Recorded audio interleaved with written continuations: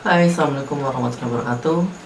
Bertemu lagi dengan saya Alif Maulana, dan pada kesempatan video kali ini saya akan membahas bagaimana proses saya masuk perawat atau menjadi mahasiswa perawat. Karena banyak yang bertanya baik DM maupun secara langsung, Kak, proses masuk perawat itu pertamanya gimana sih gitu kan. Maka dari itu saya akan bercerita mengenai proses dari saya dulu, sebelum nanti saya review-review yang mungkin insight-insight itu bisa kalian dapatkan sehingga bisa bermanfaat ketika kalian mendaftarkan menjadi mahasiswa baru.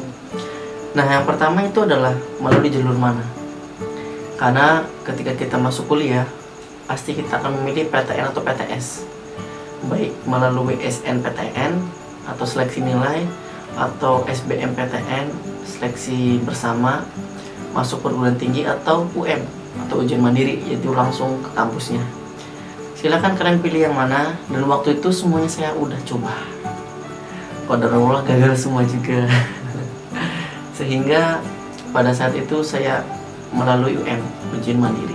Nah, ketika saya udah masuk, lulus administrasi gitu kan, artinya kita masuk ke tahap selanjutnya, yaitu tes. Nah, di tes kali ini waktu saya sebagai perawat itu ada beberapa tahap, dimana ada tes soal, ujian, ngisi-ngisi soal, kemudian ada tes fisik, kemudian ada tes urin, kemudian ada yang terakhir adalah tes wawancara. Nah, ini saya akan menjelaskan step by step supaya kalian ketika mengalami seperti saya tidak kebingungan. Oh ini ngapain, oh ini ngapain, gitu kan. Yang pertama adalah ujian tertulis. Ada 50 soal kalau nggak salah. Nah, di situ nanti kalian bisa mengisi soal-soal yang ada.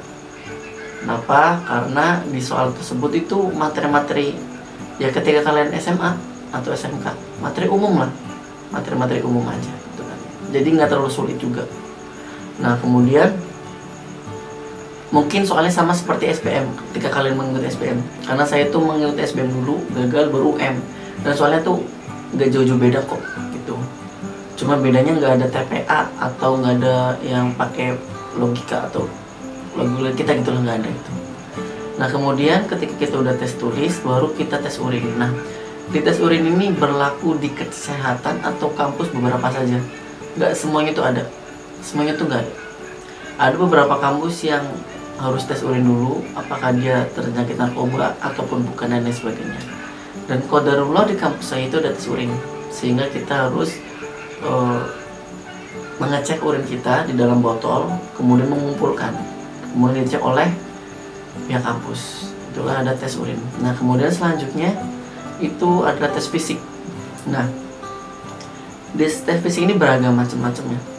Mulai dari ada pengukuran tinggi badan, berat badan, kemudian apakah kita matanya minus atau tidak, dan yang terakhir apakah kita punya penyakit dalam atau tidak. Nah, di tinggi badan dan berat badan ada beberapa yang harus kalian ketahui. Di berat badan saya kurang tahu, jadi aman aja gitu. Tapi di tinggi badan ada beberapa kampus yang menentukan ketika tinggi badan si calonnya itu, kalau perawat tuh di atas 140 atau 145. Itu kalau perawat dan bidan yang saya tahu ya, karena saya pernah menjadi petugasnya. Kemudian untuk laki-laki itu di atas 150. Itu ukuran tinggi badan mahasiswa perawat yang saya ketahui. Tapi balik lagi, kebijakan setiap kampus itu berbeda. Nah, kemudian setelah kita ke tinggi badan dan berat badan, kita lanjut ke minus. Matanya dicek minusnya berapa, kemudian apakah buta warna atau tidak. Nah, untuk tes buta warna itu ya kita menggunakan buku buta warna. Ini huruf berapa, ini angka berapa, ini warna apa. Dan ketika kalian buta warna, secara otomatis akan gagal. Itu pasti. Jadi diusahakan ya janganlah gitu kan, karena emang itu poin pentingnya perawat, jangan sampai buta warna gitu kan. Dan selanjutnya adalah tes fisik, dimana di sini kita ditanyain riwayatnya, punya penyakit apa, apakah punya keturunan penyakit contoh hipertensi, diabetes mellitus, dan lain sebagainya. Karena di sini dicek apakah diri kita punya penyakit gitu kan. Itu di tes-tes yang telah saya lalui. Dan yang terakhir adalah tes wawancara. Dimana di tes wawancara ini beberapa pertanyaan tuh simpel banget. Mulai dari kalian namanya siapa, dari mana, kemudian tahu kampus ini dari siapa. Jadi sebisa mungkin kalian harus update tentang kampus yang kalian ingin kuliahi. Jangan sampai kalian nggak update, karena itu akan menjadi bahaya lah. Jadi sebisa mungkin diketahui kampus ini, jurusan ini apa aja, biayanya berapa dan sebagainya, harus tahu lah. Nah kemudian yang terakhir adalah harapan. Ketika saya menerima kamu menjadi mahasiswa, itu apa harapan kamu? Dan ini sangat-sangat masih saya ingat gitu. Waktu itu saya langsung ketua stikesnya yang wawancara.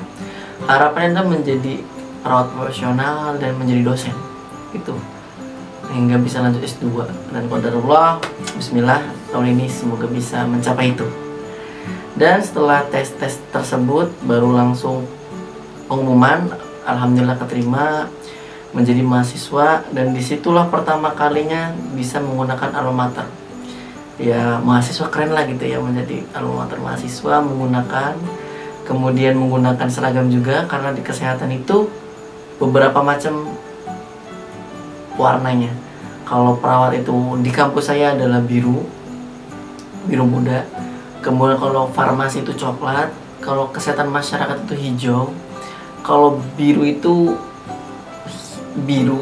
kalau bidan itu biru tapi kebiru-biruan, dan yang terakhir adalah farmasi itu ungu. S1 farmasi itu ungu. Jadi tergantung kampus kalian tuh jurusannya apa, itu berbeda biasanya warnanya. Dan setiap perkuliahan itu menggunakan seragam, pasti itu. Ya mungkin karena kita tenaga medis ya, harus rapi juga dan lain sebagainya. Tapi ada baju praktek juga yang berwarna putih-putih, atas putih bawah putih. Mungkin kalian sering dengar atau sering lihat ketika di rumah sakit yang sedang PKL, itu baju praktek kita. Nah setelah kita mendapatkan baju alma mater, momen yang paling ditunggu-tunggu adalah PKKMB, dimana di PKKMB adalah perkenalan kampus kepada masa baru. Dan di sini pertama kalinya kita bertemu jajaran-jajaran para petinggi kampus. Kita di satu gedung yang besar bertemu dengan semua mahasiswa yang keterima, dan itu rasanya wah speechless banget gitu kan. Di situ beragam daerah gitu kan, ada yang dari Papua, ada yang dari Maluku, ada yang dari Kalimantan, kemudian geser ada di Jawa Tengah seperti saya dari Tegal, ada yang Pemalang, Pekalongan, mungkin geser lagi Jawa Barat, ada yang Sukabumi, Bogor, ya ada yang dari ras Sunda, Jawa, kemudian Betawi, Batak, itu bermacam-macam. Itu kita bertemu dalam satu ruangan yang wow, ini loh mahasiswa. Itu benar-benar sangat berkesan teman-teman. Jadi semoga kalian yang mendaftarkan di tahun ini, yang sedang ingin kuliah, dimudahkan, dilancarkan, semoga bisa menjadi mahasiswa. Maha akan kesiswaannya. Dan yang terakhir adalah kita menikmati perkuliahan. Mungkin akan dibahas di video selanjutnya karena agak panjang proses perkuliahan S1. Karena saya ambil S1 ada D3 juga, tergantung kalian minatnya kemana. D3 lebih ke praktek dan S1 itu lebih ke teori disambung profesi. Jadi kita punya langsung STR gitu. Sehingga 4 tahun kita diajarin teori beserta praktek magang, PKL di rumah sakit, dan profesi itu benar-benar untuk fokus ke rumah sakit full gitu.